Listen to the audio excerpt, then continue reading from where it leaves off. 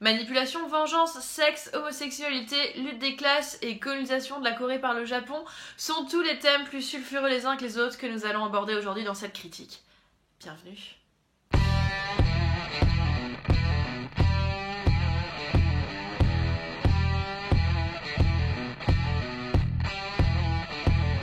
Vous l'aurez compris, aujourd'hui on va parler de Mademoiselle, le nouveau film du réalisateur sud-coréen Park Chan-wook, à qui on doit notamment Oldboy et Lady Vengeance, pour n'en citer que deux, des films qui ne brillent pas par leur subtilité et leur délicatesse, et c'est pour ça qu'on les aime.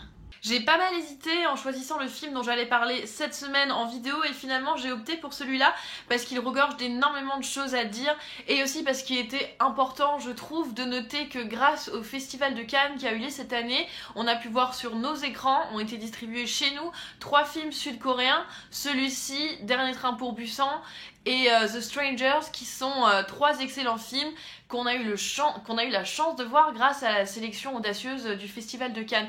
Car finalement, hormis tout ce qui vient d'Hollywood, on a très peu l'occasion de voir des films du reste du monde entier chez nous parce que les distributeurs sont très frileux, même à distribuer des films qui viendraient simplement d'Allemagne. Donc merci au Festival de Cannes de nous avoir fait découvrir ces quelques pépites, mais revenons tout de suite au film. Contrairement à ce qu'on pourrait croire, l'histoire des Mademoiselles n'est pas une idée asiatique. Elle est tirée du livre de la Britannique Sarah Waters qui s'est souvent intéressée aux conditions des lesbiennes à travers les époques. Son roman, elle, il se situe dans l'époque victorienne, donc en Angleterre. Et là, on a finalement déplacé l'intrigue en Corée dans les années 30, au moment où le Japon colonisait la Corée. Le film il est donc en coréen et en japonais, les deux langues sont sous-titrées pour nous de 2 couleurs différentes car même si il est possible de différencier les 2 langues, pour nous Européens qui ne les parlons pas, ça va être quand même difficile de suivre, donc on a droit aux traductions en blanche et en jaune, histoire de pouvoir capter la nuance car ça a quand même une certaine importance dans le film. Le film s'ouvre sur l'arrivée d'une nouvelle servante au manoir de Mademoiselle, Hideko de son vrai nom.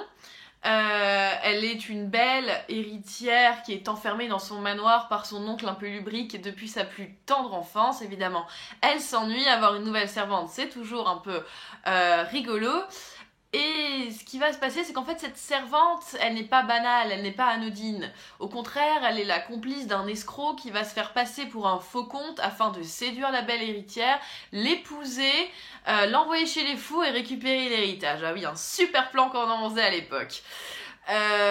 Mais voilà, bien sûr, rien ne va se passer comme prévu et finalement, tout le film sera à base ne sera que l'histoire d'un jeu de dupes entre ce trio, ou plutôt ce triangle, dans lequel chacun sera tour à tour le bourreau, la victime et le sauveur. Une configuration hyper classique quand même. Alors là, l'énoncé de l'histoire, vous vous dites « Oh non, mais encore une histoire d'amour tordue en costume à la Jane Austen où ça va pleurer et crier dans tous les coins. » Pas du tout. Le film est bien plus subtil et bien plus subversif que ça. Et je dois quand même vous rappeler que Park Chan-wook, il est quand même connu à travers le monde entier pour sa maîtrise de la provocation, du gore et d'un certain esthétisme de la violence. Donc là, ce dont on a le droit dans ce film, c'est pas mal de scènes lesbiennes, plus graphiques les unes que les autres, qui ne manqueront pas de vous rappeler la vie d'Adèle en quand même beaucoup mieux filmé, il faut quand même le dire. Park Chan-wook, il arrive à faire ressortir un érotisme de ces scènes que Abdelatif Kechiche avait quand même un peu de mal à nous donner, je trouve. Pourtant, le lesbianisme, c'est pas du tout le propos du film. Ça n'a même rien à voir avec ça. C'est juste finalement un détail. C'est surtout une histoire de manipulation et de faux semblants dans lequel le genre des protagonistes, qu'ils soient finalement hommes ou femmes, ça a finalement peu d'importance. C'est assez intéressant de voir ça parce que le traitement des sentiments est aussi quelque chose de bien plus différent que ce qu'aurait fait le cinéma occidental avec cette histoire. On n'est pas dans l'expression des sentiments, on crie pas, on pleure pas, on se flagelle pas. C'est tout dans la retenue, c'est un film sur le désir, c'est pas du tout un film d'amour et absolument pas un film sur les sentiments.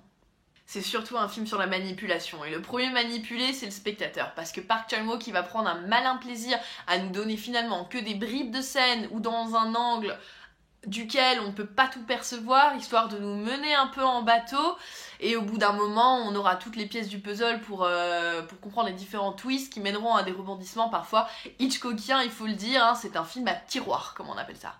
Ce qui fascine aussi dans ce film de Park Chan-wook, c'est la maîtrise des décors et des costumes qui est tout bonnement exceptionnelle. Tout le film aussi entre la plus pure tradition asiatique et l'envie de vivre selon le mode de vie occidental en fait. C'est très intéressant à observer parce que la mademoiselle, elle dort dans un lit à pied, dans des draps de satin, elle mange à table avec des couverts, elle porte tour à tour un kimono ou une robe à corset façon époque victorienne. Tout ça, ça rend quelque chose de très esthétique et c'est très intéressant à regarder en fait. Park Chan-wook, il a travaillé des décors dans lesquels il y a énormément de détails et où on peut apercevoir finalement les détails de ces deux cultures qui s'entremêlent. C'est comme le manoir, c'est un vrai mix entre un manoir anglais à la Downton Abbey et les plus pures chambres traditionnelles à la japonaise qu'on peut toujours voir là-bas.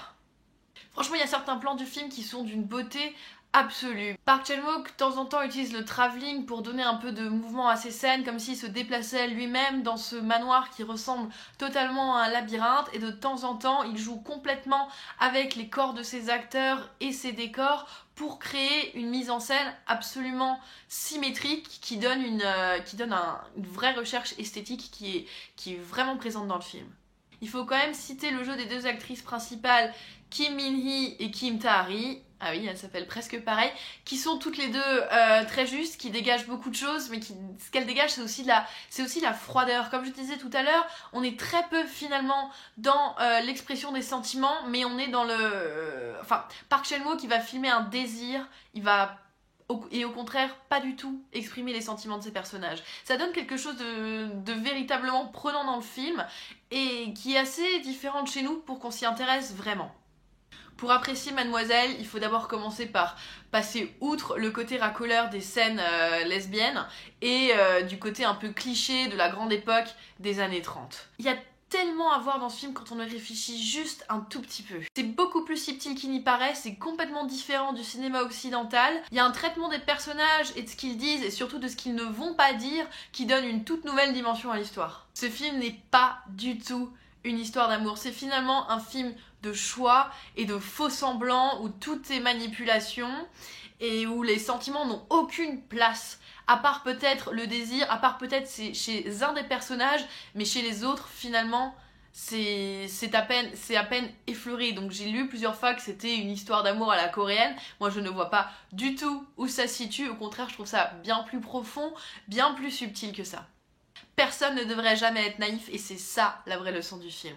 Le lesbianisme à côté, c'est juste un détail esthétique. Mademoiselle est une perle car on voit quand même rarement en ce moment des films de cette trempe qui ont la dimension des grandes fresques qu'on pouvait filmer dans les années 50. Il y a vraiment quelque chose, et puis il y a rarement des films de 2h30 qui vous ennuient pas comme ça en vous plongeant pourtant dans la campagne coréenne. Il y a tellement à regarder sur tous les plans qu'il suffit d'ouvrir les yeux. Il y a énormément de sorties ciné cette semaine, les autres films seront chroniqués par un biais écrit sur mon blog dont vous pouvez trouver l'adresse en barre d'infos. Voilà, donc je vous invite à le consulter, je vous invite aussi à vous abonner à la chaîne forcément. À très vite!